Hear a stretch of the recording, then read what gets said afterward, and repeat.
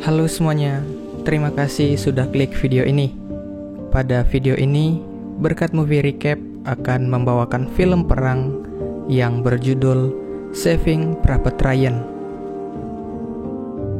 Dirilis pada tahun 1998, film ini berkisah tentang misi penyelamatan seorang prajurit tentara Amerika bernama James Ryan yang terjebak di tengah medan perang antara Amerika versus Nazi Jerman. Semoga cara saya bercerita dapat menghibur teman-teman semua, dan yuk langsung masuk ke alur filmnya. Film diawali dengan memperlihatkan seorang kakek dengan keluarganya pergi ke sebuah makam yang membuatnya teringat kembali pada masa-masa perang melawan Nazi Jerman. Kita kemudian dibawa pada masa Perang Dunia Kedua di tahun 1944 di pantai Omaha. Tentara Amerika yang dipimpin oleh Kapten John Miller mendapat tugas untuk mengamankan pantai tersebut dari prajurit Nazi. Dan ketika mereka tiba di pantai, pasukan Nazi langsung menembaki tentara Amerika tanpa ampun. Bahkan mereka sendiri belum sampai di daratan.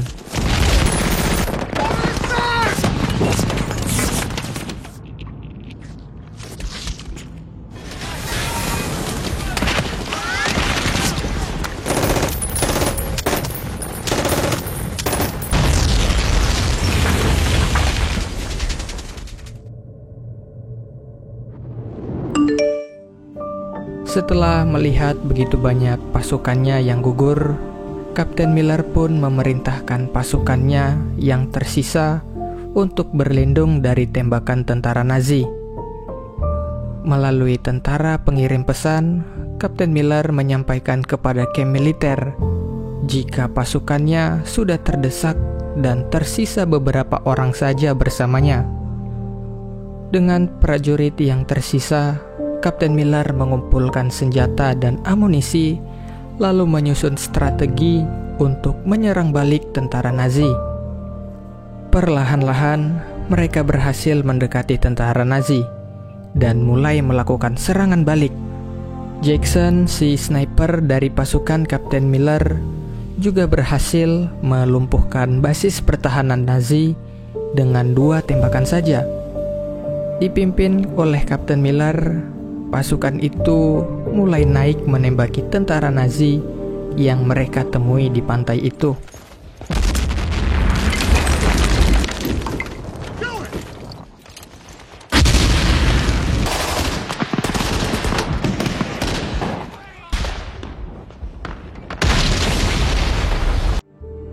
Pada akhirnya, pasukan Kapten Miller berhasil mengalahkan tentara Nazi di pantai Omaha. Sebagai informasi, Kapten Miller berhasil menduduki sektor 4 yang sangat terkenal dengan persenjataan canggih milik Nazi, walaupun dia harus kehilangan 35 orang prajuritnya dan berhasil menawan 23 orang tentara Nazi. Di tempat lain, di ruangan penerbitan surat bela sungkawa, seorang karyawan menemukan fakta bahwa 3 orang tentara Amerika yang bersaudara telah meninggal di medan pertempuran, dan kini hanya menyisakan adik mereka atau anak bungsu dari ibu mereka, yaitu James Ryan. Dan dia juga terjun ke medan perang bersama tim Angkatan Udara 101 Amerika. Kolonel yang bertanggung jawab di sana kemudian memberitahukan hal itu kepada Jenderal George selaku kepala staf tentara Amerika. Sang jenderal memerintahkan anak buahnya untuk membentuk tim yang bertugas menemukan James Ryan di medan perang. Ya, walaupun kebijakan itu sempat ditentang bawahannya karena risiko yang dimiliki sangat berbahaya. 3 hari kemudian, Kapten Miller dipanggil Letnan Anderson untuk menyampaikan misi baru kepada mereka, yaitu mencari prajurit James Ryan yang diperkirakan berada di Newville. Pada misi ini, Kapten Miller hanya membawa beberapa tentara saja, di antaranya Rayburn, Caparzo, Wade, Jackson, Melis, dan seorang penerjemah bernama Upham yang ada di kamp militer itu. Perjalanan panjang mereka mencari prajurit James Ryan dimulai.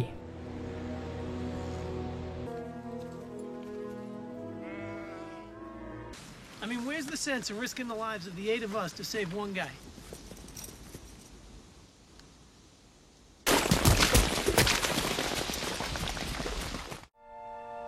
Mereka menghampiri pasukan Amerika lain yang sedang berperang hanya untuk mencari Ryan.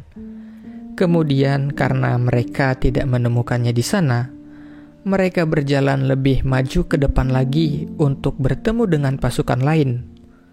Namun langkah mereka terhenti di sebuah reruntuhan rumah seorang warga Prancis yang ingin menitipkan anaknya kepada mereka. Kapten tidak mengizinkan hal itu terjadi. Tetapi Caparzo malah mengambil anak itu dari ayahnya. Hingga akhirnya Caparzo terkena tembakan dari penembak jitu tentara Nazi. Setelah mengetahui posisi sniper itu, Jackson pun berpindah tempat dan mulai mengarahkan senapannya ke arah penembak jitu Nazi. Let me not be ashamed.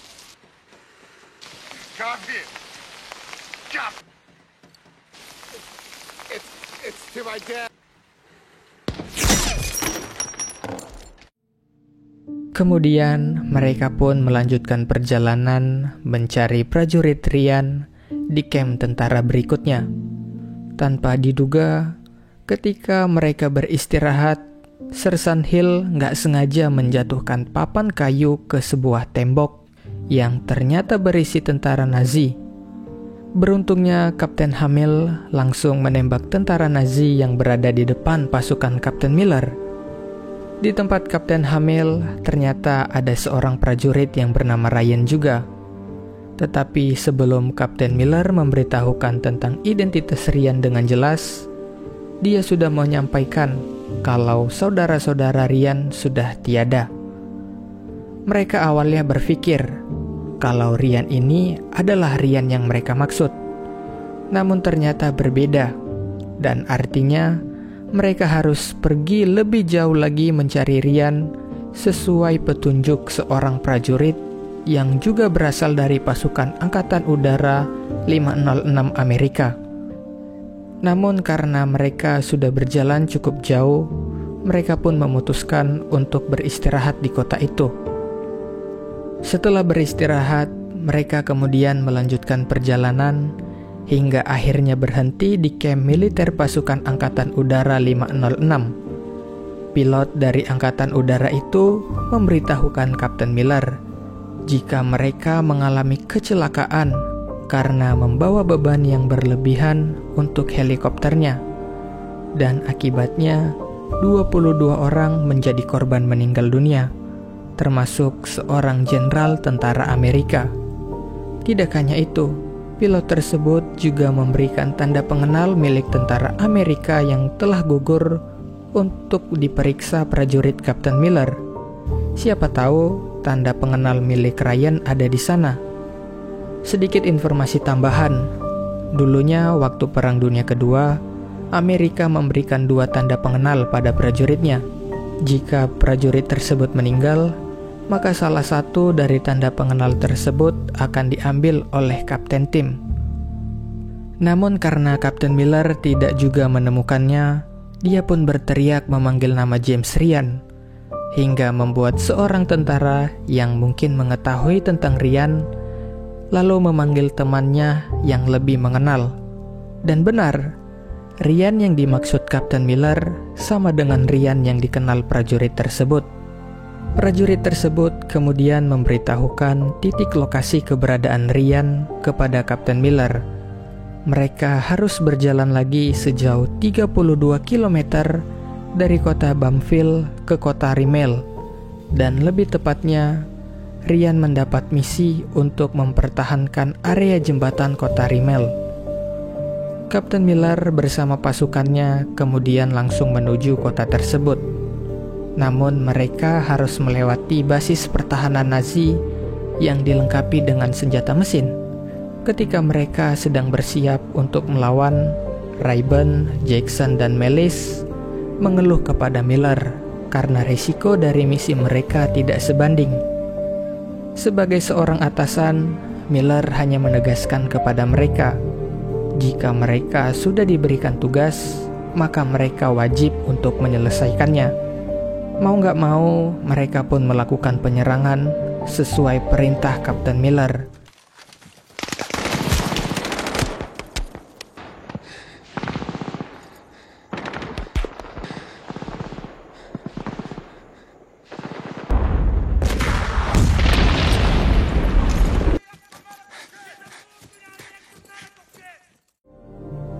Saat itu, Wade menjadi satu-satunya korban tembakan Nazi yang membuatnya meninggal dunia. Seorang tentara Nazi yang masih hidup pun menjadi korban kemarahan Miller dan anak buahnya. Miller menyuruh tentara itu untuk menggali kuburan Wade dan mayat para penerjun payung yang mereka tembak. Upham memohon kepada Miller agar tidak menembak tentara tersebut. Dia beranggapan jika tentara tersebut bukanlah penembak Wade dan tentara Amerika lainnya. Karena permohonannya itu, Miller akhirnya menyuruh Upham juga untuk menguburkan Wade. Selesai menguburkan Wade, Miller membawa si tentara Nazi itu dan menutup matanya, lalu menyuruh Upham untuk memerintahkannya berjalan menjauhi mereka. Rayburn, Melis, dan Jackson sama sekali nggak setuju dengan aksi bodoh Kapten Miller. Rayburn berpikir setelah tentara tersebut balik kepada temannya, maka dia akan kembali turun lagi untuk berperang melawan mereka. Setelah Rayburn puas meluapkan kekesalannya kepada Miller, dia pun memutuskan untuk keluar dari misi dan tim Miller. Tetapi Sersan Harpert yang gak terima dengan sikap Rayburn pun menahan Rayburn, lalu memerintahkannya untuk kembali kepada tim Miller sambil menodongkan pistolnya.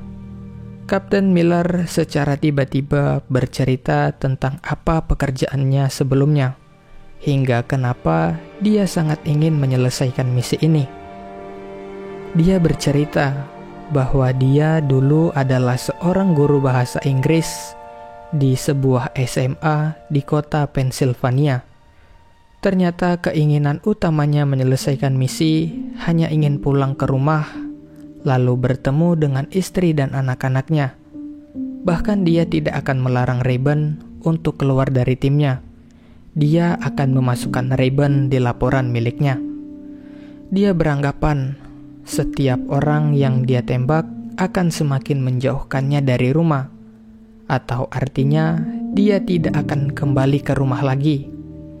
Cerita Miller ini membuat Rayburn berubah dan akhirnya kembali menjadi bagian dalam timnya.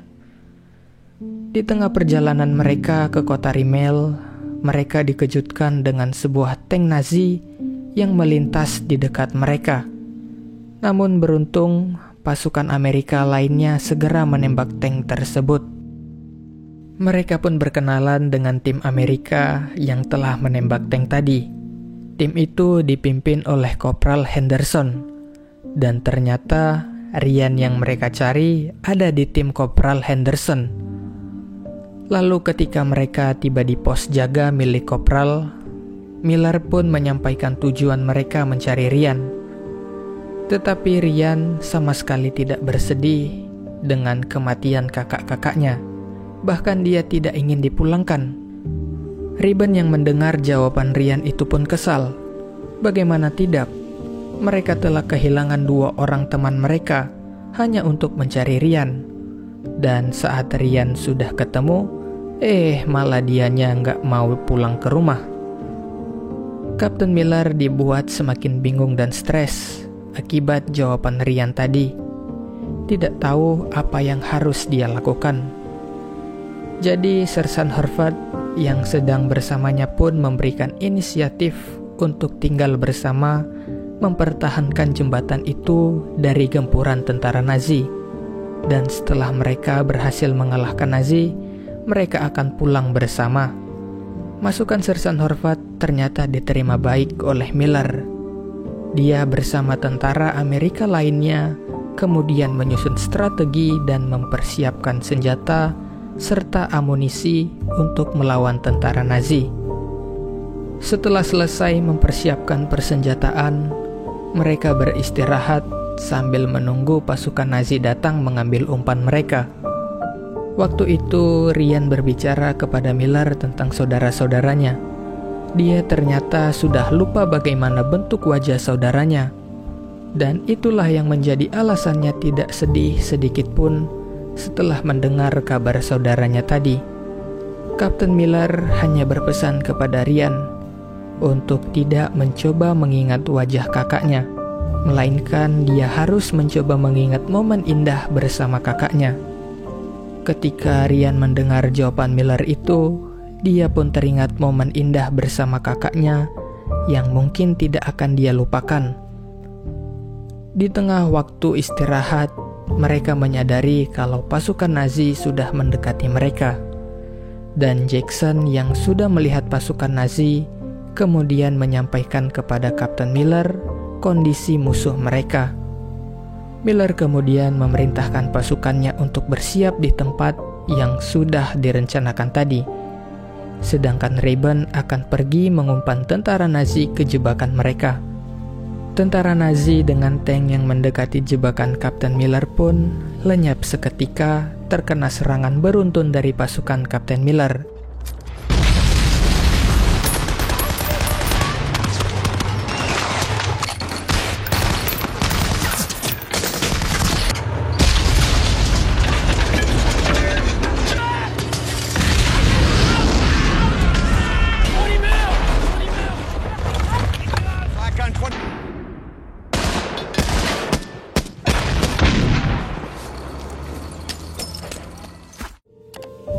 Amunisi yang tersedia pada senjata mesin sudah hampir habis. Sedangkan Kopral Upam masih berkeliaran gak jelas karena ketakutan. Satu-satunya harapan selain senjata mesin adalah Jackson, si penembak jitu dari tim Kapten Miller.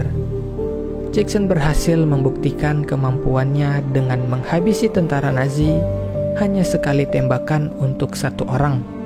Namun tanpa dia sadari, tank yang masih beroperasi sudah mengarahkan tembakan ke arah mereka. Begitu juga dengan Melis yang menunggu amunisi senjata mesin dari Kopral Upam. Tapi si Kopral Upam masih ketakutan dengan medan perang. Jadi dia memilih untuk bersembunyi menjauhi tentara Nazi. Padahal teman-teman satu timnya sudah berjuang habis-habisan melawan tentara Nazi. Melis yang sudah terdesak oleh tentara Nazi akhirnya meninggal ditusuk pisau oleh tentara Nazi. Sedangkan Upam masih ragu-ragu untuk naik membantu Melis. Bodohnya lagi, Upam membiarkan tentara Nazi itu pergi begitu saja. Padahal dia mengetahui kalau teman satu timnya baru saja meninggal dibunuh. Dan ternyata tentara Nazi itu adalah tawanan mereka kemarin yang dibiarkan pergi oleh Kapten Miller.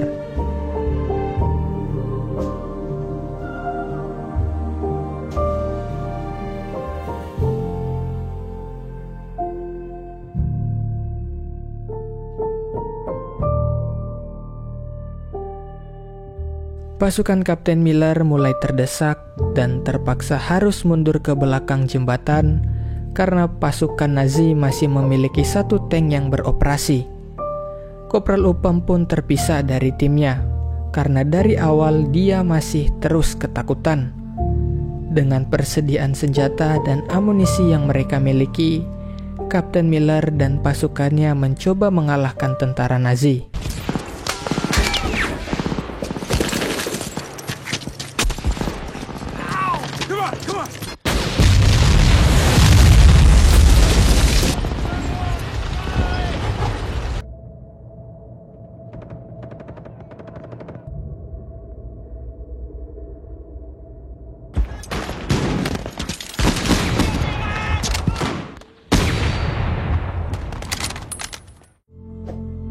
Dalam keadaan sekarat, Kapten Miller masih terus mencoba menembak tank Nazi menggunakan pistol yang tersisa padanya.